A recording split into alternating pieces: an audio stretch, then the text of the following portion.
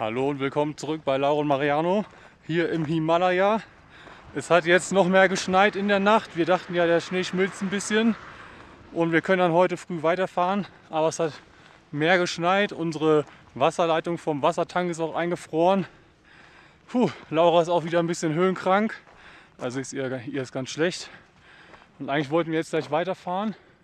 Aber die Straße scheint auf zu sein. Also da fahren schon ganz viele LKW lang. Wir laufen jetzt hier noch mal ein bisschen rum. Es ist auch erst 7 Uhr morgens oder so. Wir konnten auch nicht so gut schlafen, weil nachts kamen noch voll viele LKW neben unserem Schlafplatz hier. Ja, und allgemein mit der Höhe und dem Stress von Fahren ist man irgendwie nicht so entspannt. Wir gucken uns jetzt noch mal kurz hier diesen Tempel an oder was das ist.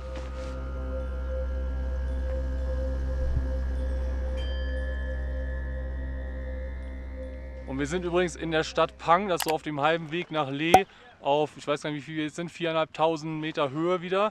Wir müssen heute auch noch mal ein Stück hoch. Falls ihr die letzten Videos nicht gesehen habt, schaut euch die auf jeden Fall an. Das war auf jeden Fall richtig krass, also mit die krassesten Tage unserer Reise, die wir je erlebt haben. Also schon verrückt, was wir hier machen. Ja, aber heute müssen wir auf jeden Fall weiter. Wir wollen ja jetzt hier nicht im Phang bleiben. Eine Schwierigkeit bei der Höhe mit zu wenig Sauerstoff und der Kälte ist natürlich den Motor anzumachen. Schauen wir mal.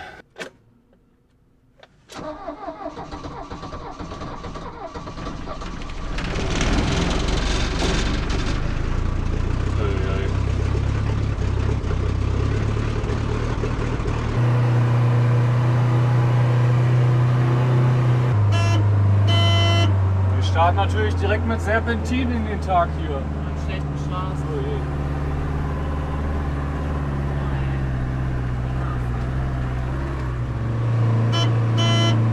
Sieht frei aus.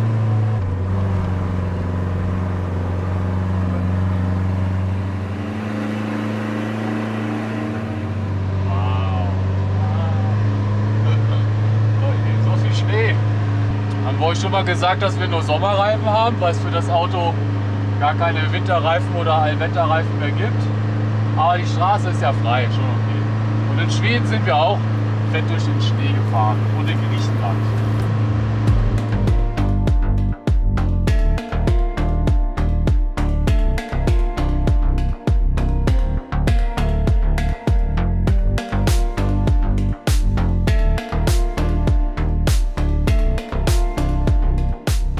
Guten Morgen auch von mir. So richtig gut geht es mir immer noch nicht, aber die Landschaft hier macht das natürlich irgendwie wett.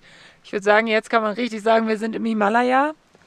Einfach atemberaubend und auch echt relativ leise, weil hier nicht viel los ist. Aber was ich aber krass finde, ist, dass hier da trotzdem Vögel unterwegs sind, weil man sich so denkt, also auf den ersten Blick denkt man ja voll die lebensfeindliche Landschaft, aber hier gibt es ganz viel bestimmt, wovon wir einfach keine Ahnung haben. Also irgendwelche Schneeleoparden, Schneekarnickel, Schneevögel, Schneehühner, alles Mögliche. Ja, wo sind die Schneeleoparden? Die verstecken sich vor dir. Krass ey, was für ein Ort hier. Hammer! Mitten in den Bergen auf so einer Hochebene. Die Berge rundum, müssen wir gleich mal gucken, sind bestimmt über 6.000 Meter hoch. Ja, vom Meeresspiegel halt aus. Ne? Ja, ja. Und wir sind hier wieder bald auf 5.000 Meter. Es geht ab. Der Schnee auf unserem Dach schmilzt jetzt aus langsam. Sonne kommt raus, wir können blauen Himmel sehen. Ist nur noch so ein bisschen Nebel, ne? Guck mal, es wird jetzt weniger. Ja, die Wolken ziehen auch bei den Bergen schon weg und so. Boah, geil. Das ist echt richtig schön.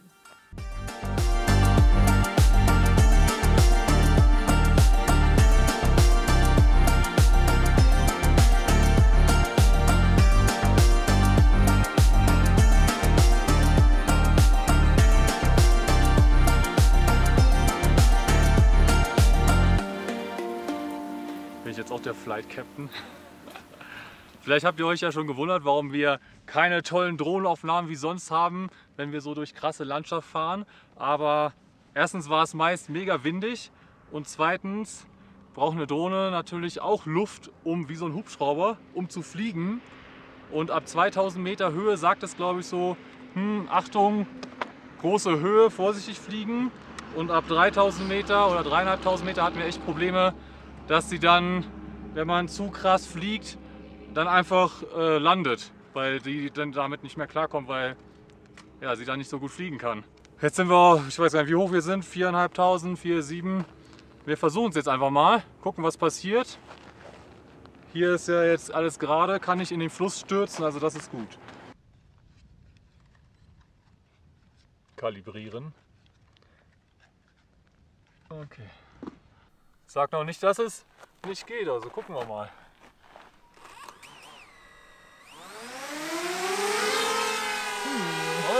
Ja, yeah. Klingt aber... Volle Power. Okay, wenn man ganz langsam fliegt, geht's vielleicht.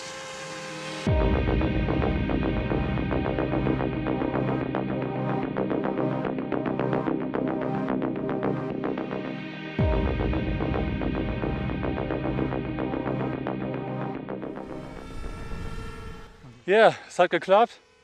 Ich hoffe, die Aufnahmen sind gut geworden. Ja, aber also die kann man nicht so gut hinterher. Nee. Also ein bisschen was haben wir, aber jetzt auch nicht phänomenal. Naja, aber krass. Also man kann mit einer Drohne auf über 4.500 Meter Höhe fliegen. Das hätte ich echt nicht gedacht. Nee. Jetzt noch landen.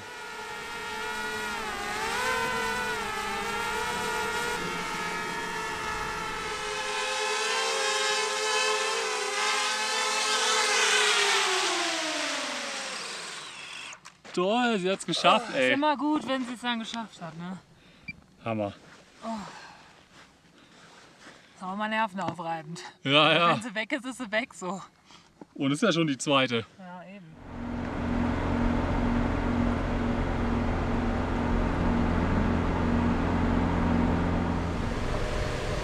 Ah ja, guck mal, da ist der Schafzaun und sowas. Aber da sind auch Schafe, Babyschafe. Ja, krass, wo wir hier lang fahren. Das haben wir aber auch verdient, den ganzen Strapazen bisher. Oh, ein Jack! Das ist ein Jack. Ja. Da ist unser erstes Jack, Leute. Da sind mehrere Jacks. Boah, mehrere. Hallo, dürfen wir mal gucken? Oder ist das komisch? Das ist schon ein bisschen komisch. Hallo, guten Morgen, Jack.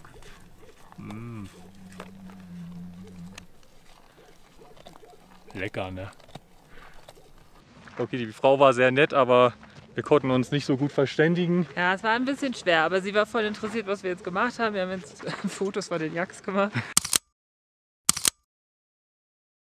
Aber so, also Leute, guck mal, wo wir hier sind. Das ist halt echt, wenn man Himalaya googelt, so, dann sieht es so aus. Und wir sind jetzt hier und auch mit diesen Leuten, die in so Zelten wohnen und Jacks haben. Und hier wächst ja auch nichts, also leben die irgendwie von ihren Aber Tieren. die Schafe, irgendwas grasen die ja da hinten. Ja.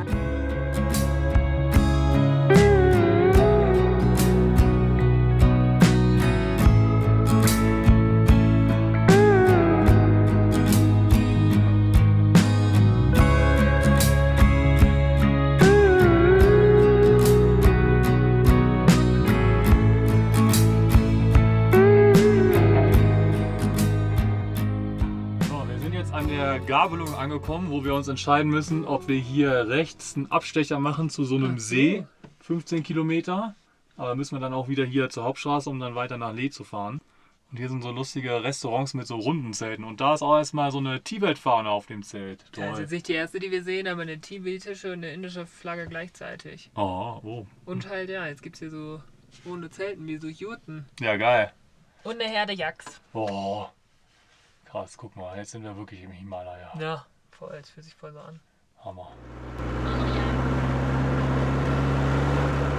So, check, abgehakt, wir haben Jacks gesehen. Oh, die sind so süß.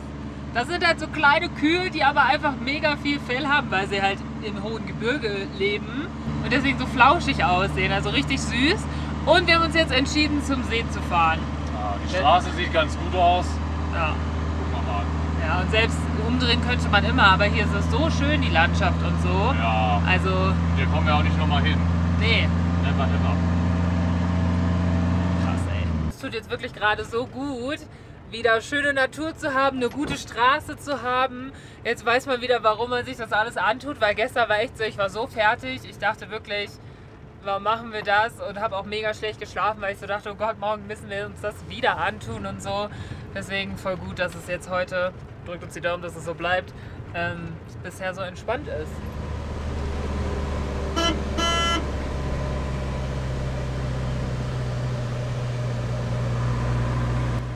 Hammer, wo sind wir denn hier gelandet, ey?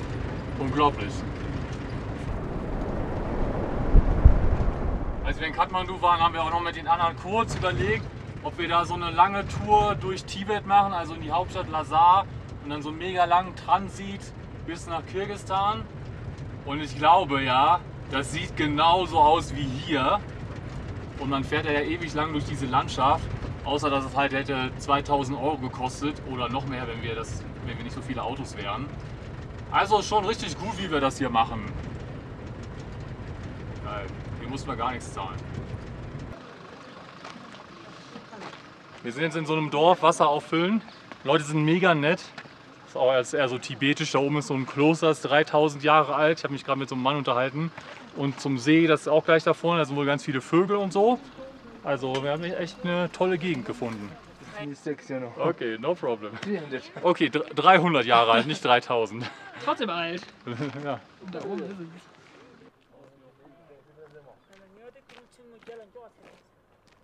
Geil, jetzt sind wir in so einer Hütte. Jote, wenn das auch so heißt. Das ist irgendwie so ein Restaurant, aber auch ein Shop. Aber ich glaube, man kann hier auch wieder schlafen. Okay, wir haben die Waschbrettpiste zum See gefunden.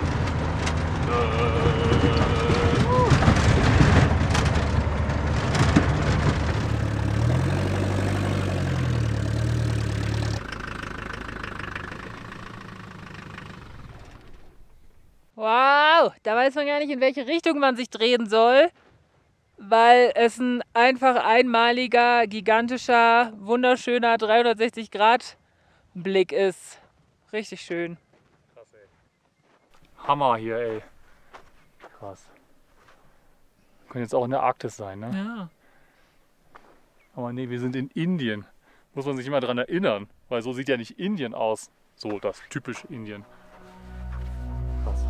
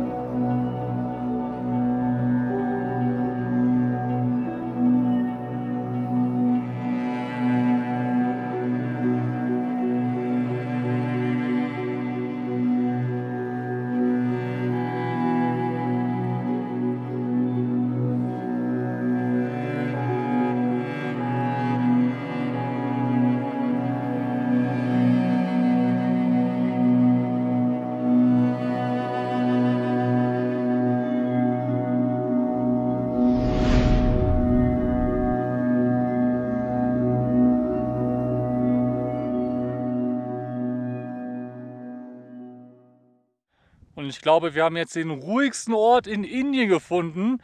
Man hört noch nicht mal irgendwelchen Verkehrslärm, also gar nichts. Nur ein paar Vögel.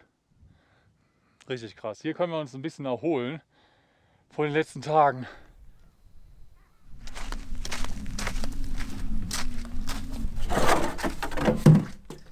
Dann werde ich mir den See mal etwas genauer anschauen. Und wie geht das besser als mit dem Paddleboard?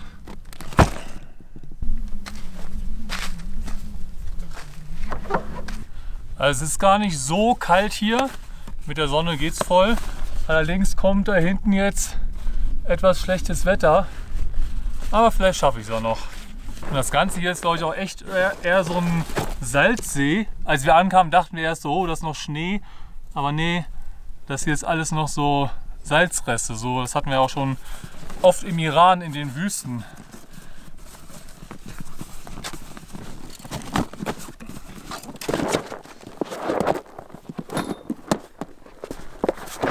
Okay. Los geht's.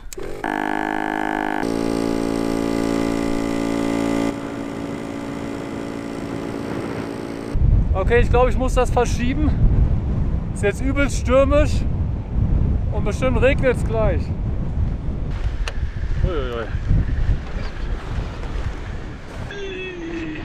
Oh Gott.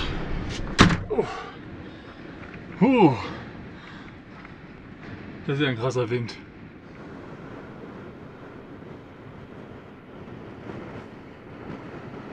So, wenn ich dann jetzt nicht draußen was machen kann, dann kann ich drinnen was machen.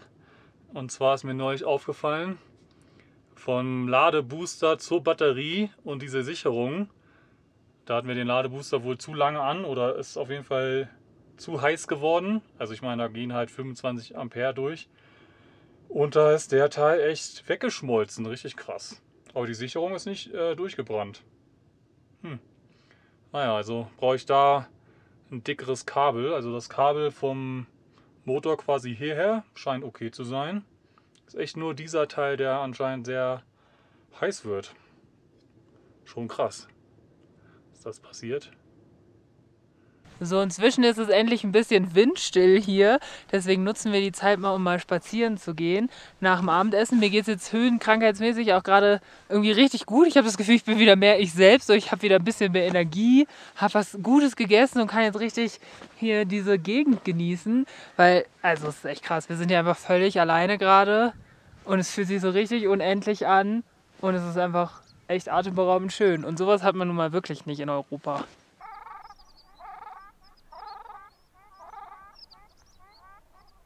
Interessanter Fakt, wir sind jetzt nur noch ungefähr 70 Kilometer von China entfernt. Wir müssen einfach nur hier die Straße mal weiterfahren.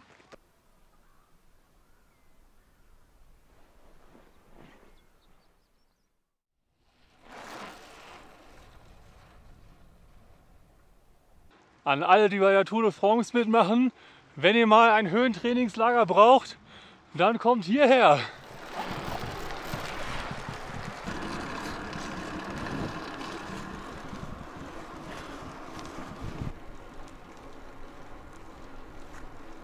Ja, wenn ich jetzt hier 2-3 Stunden weiterfahren würde, dann wäre ich an der Grenze zu China.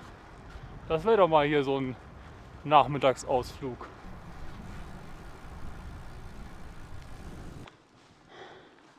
Puh, in der Höhe sich sportlich zu betätigen ist schon echt anstrengend. Aber wenn wir dann mal wieder auf Meereshöhe sind, dann können wir einen Marathon mitmachen, weil wir jetzt so viele Blutkörperchen haben.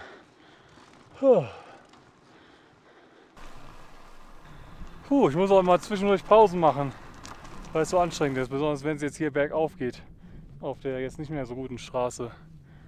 Naja, aber ich glaube, ich drehe dann hier auch um und fahre dann lieber da hinten nochmal auf der besseren Straße ein bisschen lang.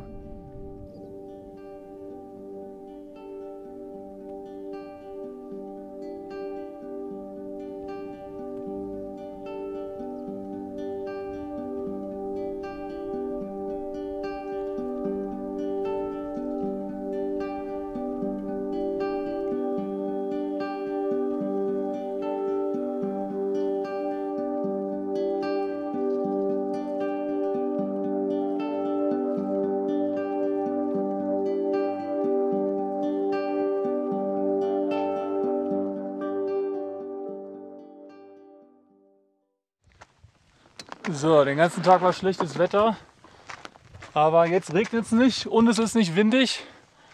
Dann nutze ich vielleicht noch mal kurz die Chance. Es ist allerdings nicht so warm.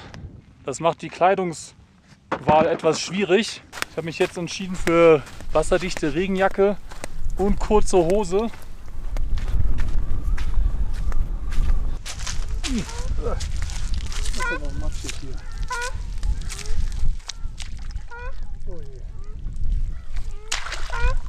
Oh je. Oh Gott. Hilfe.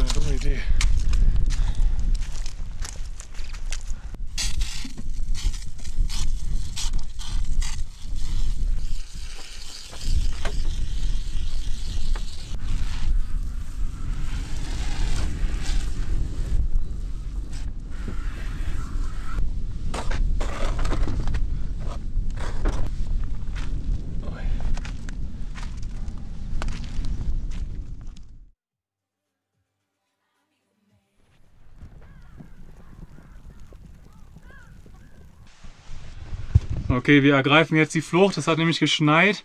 Es hat, glaube ich, langsam aufgehört. Aber wenn das dann jetzt hier alles schmilzt, dann wird das hier alles übelst matschig. Und dann kommen wir hier nicht mehr weg. Deswegen fahren wir jetzt erstmal bis zur Straße, die ist asphaltiert. Wir mussten jetzt auch hier das Fahrrad und Pedalboard erstmal hier so reinstellen, weil alles noch nass ist. Riesenchaos hier jetzt, aber Hauptsache wir kommen jetzt hier raus. Ja, aber geht noch, glaube ich. Okay. Puh, okay.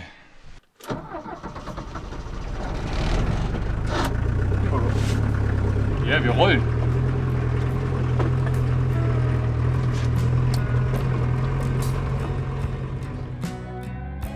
Und in der nächsten Folge geht es nochmal hoch in die Berge, um es dann endlich nach Leh zu schaffen. Also schaltet wieder ein, danke fürs Zuschauen und bis dahin.